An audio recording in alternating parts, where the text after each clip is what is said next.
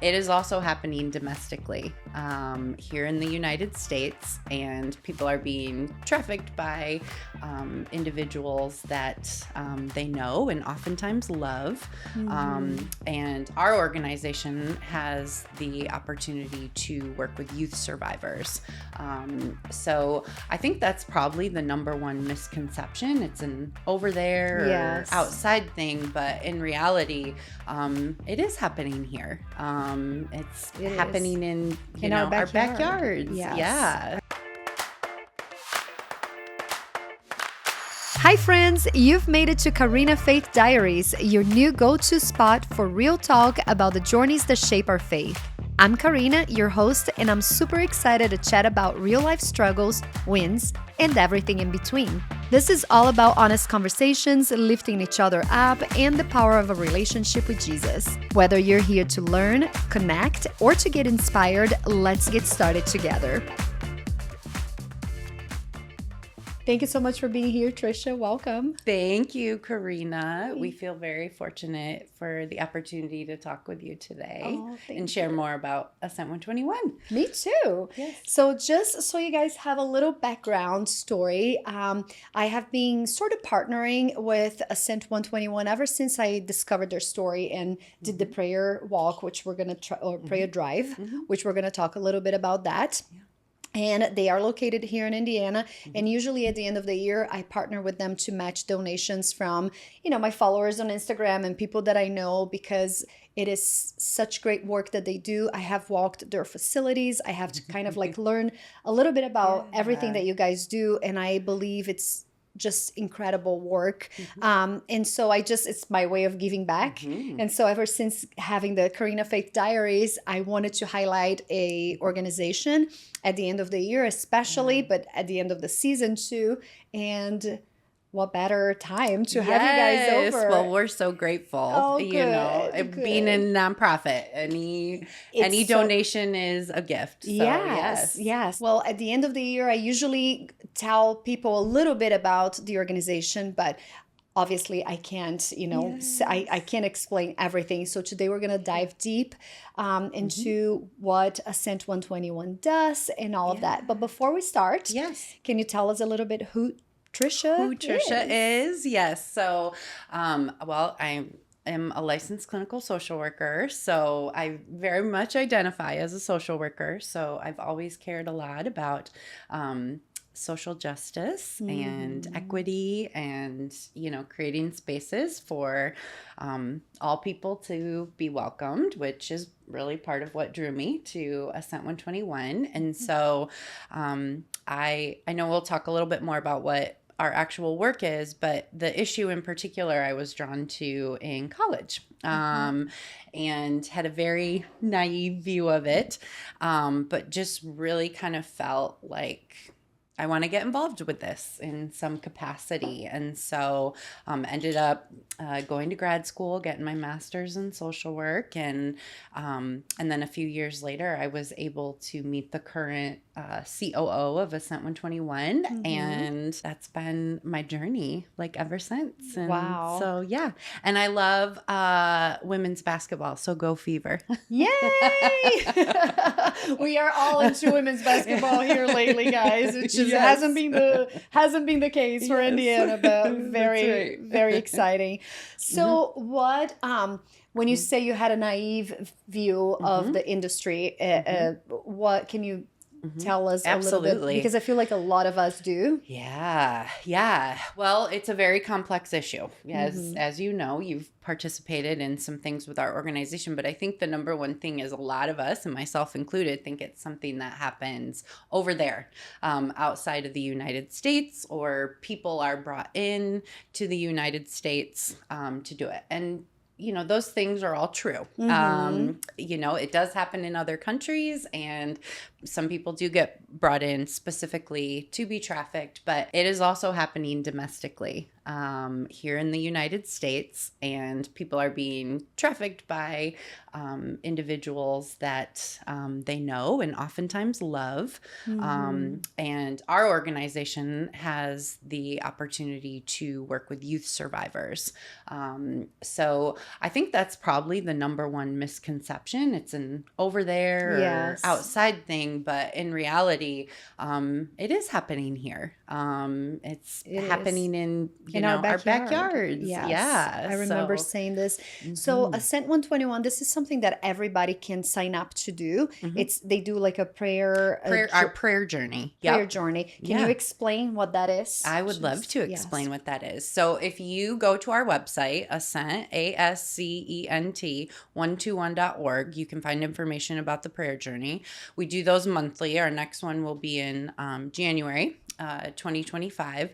But what happens is you basically go to various spots in Indianapolis, and you have a booklet that takes you on a journey with a youth, kind of like vignettes of a youth who has been impacted by trafficking. And then the various spots throughout the city highlight what would have happened at that stage or that age in the youth story. And then there's different prompts at each of the stops where you can pray and, just discover a little bit more. And then the prayer journey ends at our Therapeutic Recovery Center over on the far east side of Indianapolis, where we do a debrief with you and just give you the opportunity to walk through our office where we work with our clients and do our business operations. But really, it's one way for people to learn more about the issue from the narrative of somebody who has experienced it. Yeah. To me, it shed a lot of light when I did that, because it was, first of all, walking you through the journey really puts you in the shoes of someone who is. And I remember it started in a high school where girls were getting groomed, which to me, it's like usually vulnerable girls. They go in like to the groomers, I don't know, is that how you call them? The groomers? Yeah, you can say groomers, exploiters, traffickers. Some of those words all kind of get used interchangeably. Okay, so they will they know where to find the vulnerable girls, the people that are a little bit lost or that have trouble at home. And mind you, even girls that are not necessarily in poverty, I'd say, you get involved in drugs. It can happen to anyone. And I actually just watched something, this is so not related, but I was watching on YouTube recently, this girl, she disappeared for 2 years. She was 15. She was in a basketball game with her dad in Dallas, and she was addicted to weed. And she went to the bathroom and saw a guy who looked like he might have some weed and asked him for a smoke. He's like, we have more. Took her to the parking lot. There were 3 other guys in there. In that moment, she got in the van, they smoked weed, and we're going to be graphic here too, you guys. So she got, I don't even, assaulted 3 times by those 3 men. Didn't see her family for another 2 years. Just got, this to me was extremely mind-blowing, because it's someone who is in a basketball game with her dad. Went to the bathroom. You would never think that something like this can happen. So it's very alarming, but also we need to be alert at all times. This is happening everywhere. Yeah, and I think oftentimes the media can do a disservice in a sense that there's a sensationalist aspect to it, right? Many of us have probably seen the movie Taken with Liam Neeson, and a lot of times there's this visual of like they're being kidnapped or thrown in a car and then don't see their family. But in reality, with the youth that we work with, 9 times out of 10, the exploiter or trafficker is somebody they know and love, somebody that they trust. And there have been times where, yes, it's been a family member or a boyfriend, a paramour, another peer, or a friend. And I think that is what makes it so difficult for us to be able to identify somebody who has or has not been trafficked because they don't report, right? Yes. This is somebody they know, they love, oftentimes they trust. So why would that person be hurting me? Oh, or Are they even aware that they are being exploited or trafficked? many No. times no. Oh, wow. And that's for various reasons, right? I think, that's probably the number one thing that like we often have to dispel with people is like it can be a stranger, but 9 times out of 10 it's not. Wow, you It's guys. it's somebody that they're close to and somebody that they care about. And I think many of us would be reluctant to disclose information that somebody we love is harming us, right? Yes, So, yes. and there's a sense of loyalty, or, a sense of community that they have sometimes in the exploitive experience that is difficult. It's not just like, oh, let's just remove them. Oftentimes you're taking them away from their known They're comfortable, community. well, not Yeah. comfortable, but like the Yeah. place that they know. Yeah. And when we talk about like how does somebody get trafficked, right? Yes. Or how does somebody get exploited?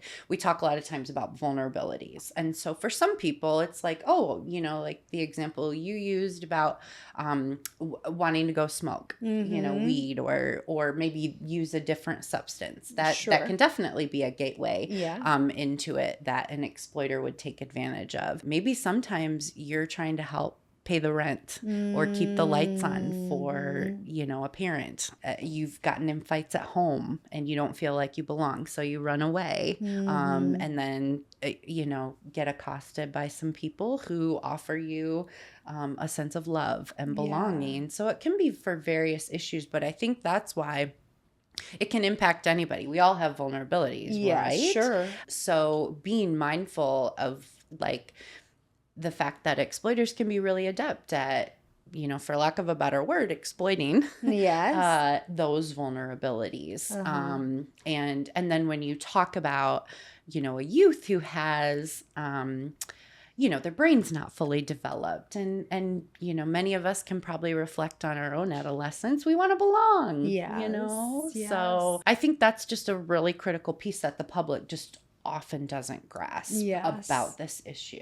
Yes. So what is Ascent 121? Yeah, Ascent 121 is a nonprofit organization that works with youth survivors and their families who have been impacted by trafficking or exploitation. So we do that in a plethora of ways. A bulk of our services are therapeutic, so where we do therapy, case management, and then we also have a partnership with some community partners for our residential program, which is our impact program. And that serves female and some male youth anywhere between the ages of 12 to 17. But I would say the bulk of the age that we work with is 14 to 16. And then we have our business side of things, doing the fundraising, being out in the community, spreading awareness, like opportunities like this.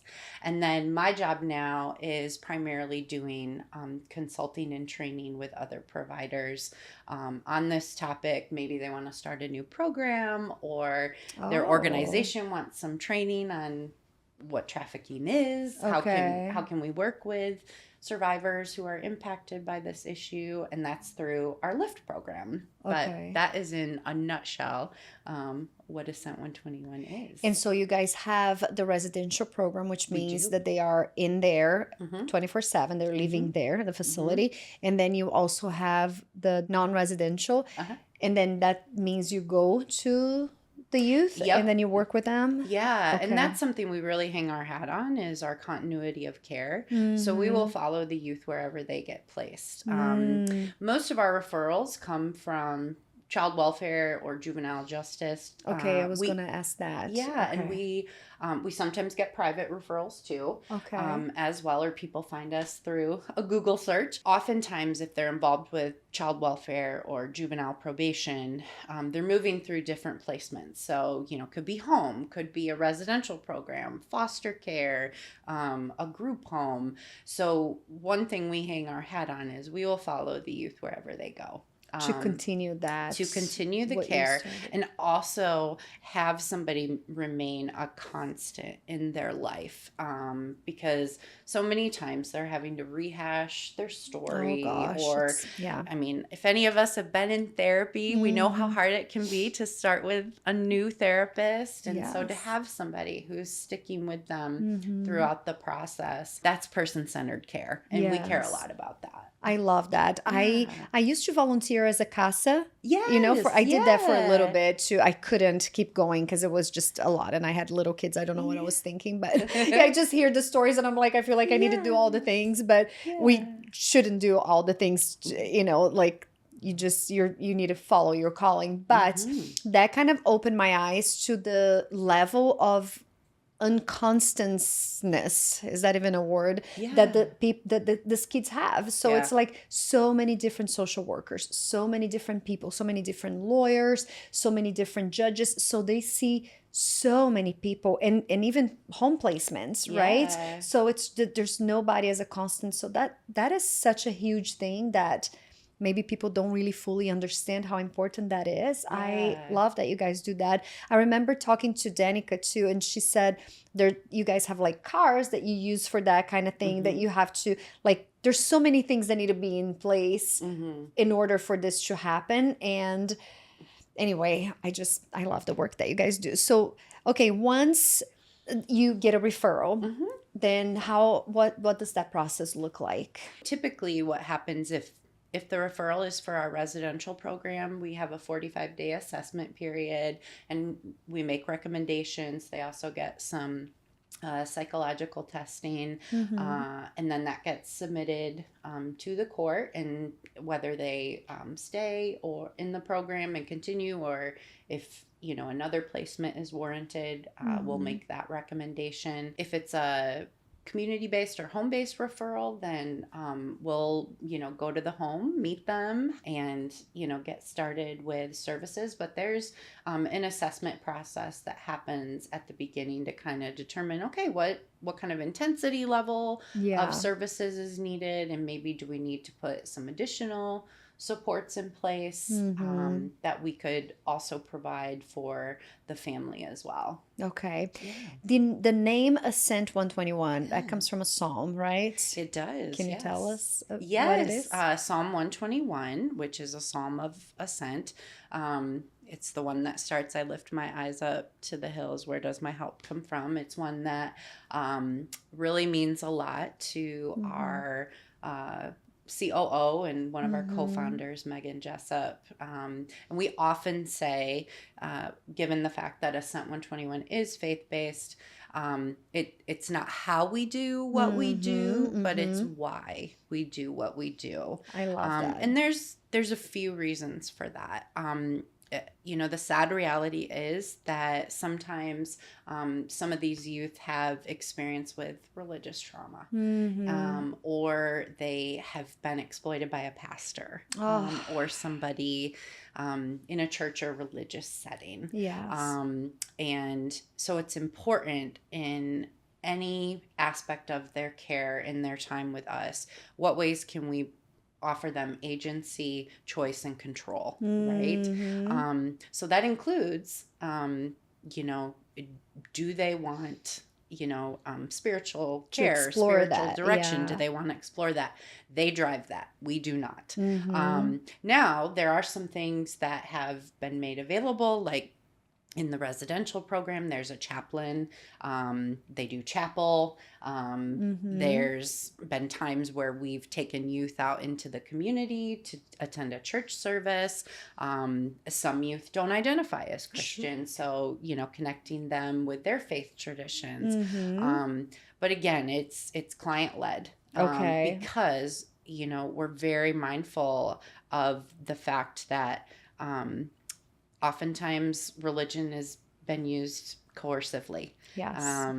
And I think those of us who follow Jesus is not coercive. He doesn't push himself onto us. He's available, and we go when we are. Yeah. Okay. So all that to say, it's a central point and an aspect of our agency, but it's not, you know, how we are treating these kids, Sure. if that makes sense. Yes, they know that it's available in case they want to go. Do you find that some resist at first and then later connect, or is it kind of like half and half? What is your I would probably experience? say half and half. It just kind of depends on their own personal experience, right? Yes. You know, how they've been impacted by religion or not in their Yeah. own lives. A lot of them are really curious, Yes, or yes. there's times where, not understanding, the page numbers, and because some of them have missed a lot of school Wow. as well. And so, even teaching like, okay, here's the Old Testament, here's the New Testament, here's Chapter the numbers difference here, and those sorts of things. Yeah. But I think one of my favorite things is just the curiosity. And that's, adolescence in a nutshell, right? They're Sure, discovering. they're all exploring and Yes, all how like doing different I'm things. becoming my own person, and this is an Yes. aspect of that. So, to get to watch that or bear witness to that, that's, a thrilling thing to be able to experience as part of their journey too. I bet. I Yeah. bet.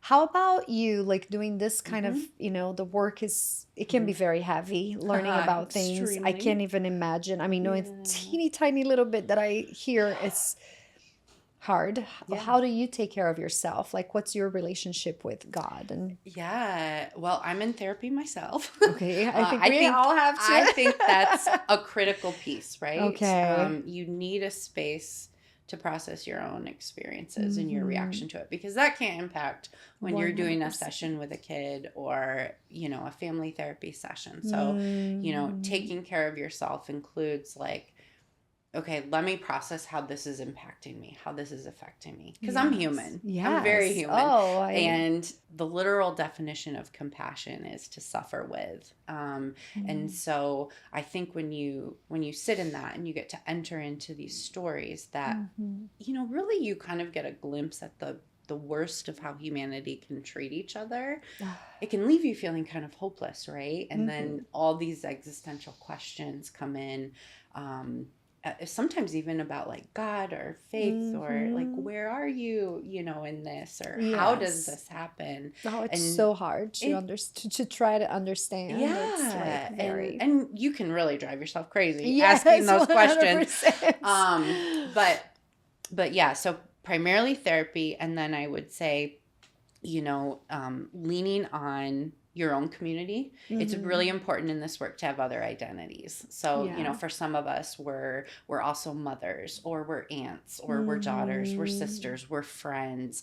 We're not just social workers or clinicians or therapists. And we need to feed into those other identities. We're children of God, filling in that piece as well. And I think the older I get, the more mysterious God becomes to me, in all honesty. Yes. I think there's he wouldn't be God if we understood him, right? That's what I tell my non-believer friends. I mean, are you kidding me? Yeah. You use like 10% of your brain and you think you can understand who God is? That's so true. And why evil happens, right? For that matter, which is a fallen world. It's so I think getting more comfortable in that the older I get. Like there maturity and there's just some mystery to God, and I'm not going to understand why this happens, or why people do this to each other, and feeling okay about not right. But I get the opportunity to work with these kids, to work with these families, right? And I always say, nobody comes to a social worker when you're feeling great about life.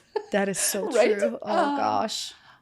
But man, what a privilege that is. Yes. To be able to bear witness and just say, I see you. You matter. I've been yelled at. I've been cussed at by kids. And I know it's not directed at me personally. Yeah. They're angry about their experiences or just where things are at. But to sit in somebody's pain, not many people can tolerate that. No, right? I was going to say there is definitely a special place in heaven, I feel like, for you guys. And even just leaving that on the day-to-day here. But isn't that what God does, right? Yeah. God sits in our pain with us. Yeah, he does. So... But like you said, we're humans. We and so are to human. do this, I honestly feel like you're superhuman in my Oh. mind. No, you are. Like all the people who work in that, with that, there's a different level of compassion that I feel Yeah. like not everybody. I think I would bawl. I mean, I'm already tearing right now. Yeah. I don't think I could sit and Yeah. be with the person, and just You know what, keep Karina, my though, you cool. have a role to play. Right now, Yeah. you're raising awareness Yes. about our organization, about this issue. Thank you for making me that feel good. that is a role too, you Mhm. know? Yeah, okay, you're not doing what I do or maybe what some of my colleagues at Ascent do, but Yeah. this is just as important, right? Not Yeah. everybody can do it. True. But we're all part of the body. And we all Yes. have a part. Love that. Yeah. 100%. We all have a role that we play, Yes. and knowing that and being there, Yeah. being obedient to what God's, telling you to do. Yeah. Yeah. So do you feel Or sometimes you want to be like Jonah and run. Yes, I'm sure. I'm sure you do. Do you have like a routine besides therapy? Like, do you Yeah. that you Getting outside. Okay. I love being outside. I think that is sometimes where I experience God the most. Because, I mean, you just look at the sky or a sunset or the stars. nature? And, yeah, nature. And it's like, oh, wow, sometimes it's really a great thing to realize your finiteness, because then you're like, oh, I don't have to fix it for everybody. Yes. Like I'm just one person. So I Yeah. love that. I love my nieces. I have 3 nieces. So I'm not a mom myself, but Okay. I'm an auntie supreme. Oh, I'm sure. And they give me so much life. And it also helps bring joy back into me. I think being with kids, like younger Yes. kids, who maybe haven't experienced the harsher sides of life yet, and so Their innocence. their It's just innocence. That's so a great sweet. way to put it. Yeah. Yes, and then kind of like I mentioned before, feeding those other pieces of my identity. And I love to cook and bake, so that's nice. do something with my hands and then I love watching sports. So again, go Fever. Wow. So do you have any success stories that you can share with us through that you've been able to witness? Yeah. Well, I think I'm going to redefine success, right? We're very mindful of our clients' stories and their histories. This is kind of the one question sometimes that it's like hard to encapsulate for everybody of like, this is success, right? Yes. When you're sitting with a teenager, right? And I can remember myself being like obstinate and constantly questioning my parents and 100%. like- I'm paying back though with teenagers. I pay back every yes. penny, still doing it. So you get ready too. It's coming for you. It's coming. With the little mouthy and yes, they give it back. But when you start to see a kid believe in themselves or start to see, oh my gosh, I have different opportunities in front of me. This does not define me. This does not define me. This does not have to be my life. I maybe want to become a veterinarian, or I want to go into construction, or I want to do cosmetology school, or I had a really hard conversation with my mom today, but I told her how I felt, and I didn't cuss at her. Wow. That is success. That is success. That Absolutely. is success. Throughout our lives, we're constantly evolving, right? But to get somebody in adolescence, they're kind of on the precipice, right? Straddling childhood and adulthood.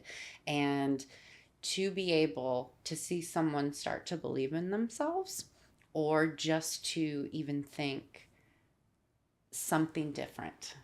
Or I'm not just the sum total of my experiences, right? Man, there's just no words for that. No, I agree. To see that growth or, that possibility unfurl within them. Yeah. Yeah, I can't even articulate. It's such a privilege.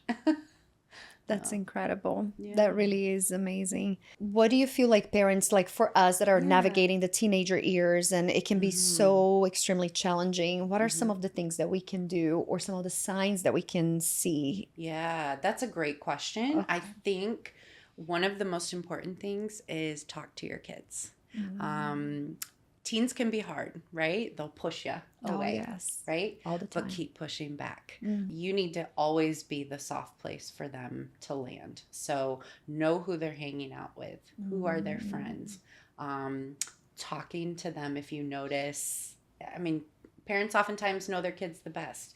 That mom dar is going off, bring it up. Have a conversation, because if you don't talk about it, somebody else is going to talk about it too, right? And then there's a website that the organization Thorn puts out. They do a lot of work combating online exploitation. So they've got this is huge right now too. Huge, yes, but they've got some great resources for parents in terms of like how to monitor the phone or social media access, those things like that. What is the site called? The name of the organization is Thorn. Okay. I'll get you the information so you can put Yes, a so link we can to all, it. yeah, we will have all the resources in the great like parent resource page. That's the number one thing I say is like talk to your kids.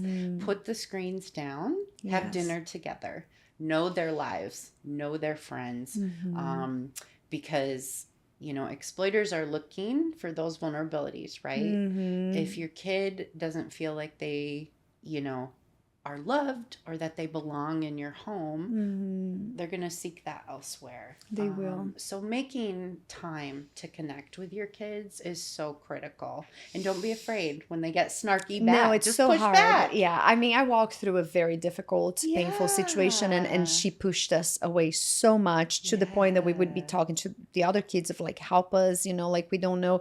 Now, looking back, there were so many other things. I think the one thing it's important is just to put the boundaries and stick with them. I have learned in my journey that saying yes to your kid is not loving your kid. Affirming your kid is not loving your kid. What you need to do is put boundaries. Because be they consistent. be consistent, because they will be bouncing off that wall until they realize that wall is not coming down. So then they will stop, and that's when they feel safe. But also another thing that I will throw it out there that I wish I had done was doing drug testing. I never thought my kids would be involved in drugs ever, because it's just not how we are. Like we are not, you know, we just don't run with this. And I just very naively thought, oh, that's not what it is. And sure enough, it was. And I could have known a lot sooner. And take the actions necessary, you know, for that. But, you know, things happen for a reason. But if I can offer any piece of advice is that just do a drug test. If your kid is acting weird or something, just like, hey, we're going to do this because we're going to do elimination process here. I don't know, however it is that you feel like it fits in your family style. I think that that's a good way to... So you can deal with the problem before it becomes a bigger problem. Love what you said, though, too, knowing something was off. Like, just knowing, you know your child well enough to know, okay, this isn't my kid. Something else is going on here. Pay attention to those things, right? Yes. Like, and monitoring the phone, too. I feel like we were so scared of them because she was already so distant. And I'm like, I don't want to distance her even more. But we have to, because we are trying to keep her safe, and at the end of the day, or him or her, you know, them, we have to be their safe haven. I agree with that. That's so true. I think a lot of times, you know, the story of Hosea in the Bible, in Gomer, right? Like, and I think sometimes that's what parenting adolescence is, right? Is. You're Hosea. It's such a great picture. You're chasing after, you know, your Gomer, your kids. And but you don't give up, just like God doesn't give up. Right? Yes, it is definitely a picture of God. If you guys don't know what we're talking about, go read this book. It's very small. It's a small book in the Bible. But I was talking to my son about this the other day. I love that picture of God, because it is. And she goes around and she cheats on him and she does all these awful things. And God says, go get her back, Yeah. go buy her back, Yeah. go da da da. And I'm just like, for Yeah. us human minds, Yeah. simple-minded people, we're just like, Yeah. are you kidding me? Right. But that is But definitely, that's what parents do. yes, You are all always the getting your time. kids back, We right? are, Like we are. just, advocating or, And trying to all of get them those to things. talk to it. I remember having this conversations of like, Yeah. there's nothing that you will do, nothing that will make me stop loving you. Yeah, But reiterating I that. will. There's consequences for what you're doing. So we're not going to Absolutely. protect you from them, but we're loving you through them, Yeah, just like God does to absolutely. us. He doesn't prevent us from suffering the consequences, but he definitely walks with us when we are Yeah. experiencing them. Yeah, absolutely. Absolutely. You made me think of something too when you mentioned your son. I think so much of this sometimes is centered around female survivors, Yes. but this is also happening to males. A lot more than we as think, well. right? A lot more than we think. And Yeah. it looks a little different Mm-hmm. in terms of the recovery and such. And we at Ascent actually have had male clients and are currently working with some male clients. So, we always say trafficking, breaks socioeconomic barriers, it breaks gender barriers, it breaks, belief system barriers. It doesn't care. Yes. So, it's not just daughters, but also sons, and maybe those who, identify as non-binary as well. Like trafficking doesn't Affects have borders. It yes. affects everybody. Yes. And so, again, that's why I think it's so critical, to know your kids, be invested in them and talk with them. Yes. So, yeah. I hope this is helpful to you guys. So before we wrap it up, I'd love to know, how can we help? What role can we play? In donations to, like, financially, but also how can we serve? Like, if somebody doesn't have the money, but they have the time and they want to come and make a difference, what are some of the ways that we can do that? Yeah, so I would say, I tell everybody, go to our website, ascent121.org. There's a special page called Get Involved. There's a list of opportunities located on the website, depending on how much you want to be involved, right? But as we mentioned earlier, the greatest starting point is the prayer journey. Yes. Educate yourself about the issue to better understand who you're serving, and then there's just a ripple effect. We find that happens. Somebody attends, and then they tell people in their own circle about it. But there's several different opportunities listed there on the website, depending on the level of involvement you want to give to our organization. Okay. And now we are in ending 2024, and you guys have something. I know. Just in case somebody's watching this in 2025 is not going to be the same, but it's like, true, if you are, it's like at the end of 2024, you guys are matching donations right now, right? We are. We have a $300,000 match that's happening right now. We're very grateful. So we have a $150,000 match happening right now. Yay. So that would get us to $300,000 goal by the end of the year, which would in turn allow us to serve 40 youth in 2025, right? Okay. Now, to give you an idea, on average, we serve over 100 youth in our programming throughout the year annually. Oh, wow. I was going to ask you that. Yeah. So 300,000 would be the cost for 40. That will help fund the care for 40 youth. So you all can help us meet that goal. And make a difference. That way. So your money can go a long way in helping care and allow us to provide services for more youth here in Indiana in 2025. So, and again, all that information is on our website, ascent121.org. Which you will find also on the description box. I do want to say that, just as highlighting, if you're a non-believer and somehow you're watching this, I do love that you said it's not something that you will push into the clients. Right. So don't feel like because this is a faith-based organization and that's not what you believe, that they're doing incredible work, and giving the choice to the kids to either follow that or not, but I love that you offer the option of them, because I feel like a lot of organizations won't even because they don't want to go there. And I personally think, especially in the recovery of my entire family, Jesus made the whole difference. And when they realize that, if people realize that, it's just, it really is what you need in order to transform your life. But not everybody's on the same page, and we want to be respectful of Yeah, that. we'll meet them where they're at. Yes. Yep. That's great. That is the motto we live by. And, Yes. you know, we won't turn them away. So, you know, however we can help and assist and provide care, we want to be able to do that. Okay. Yeah.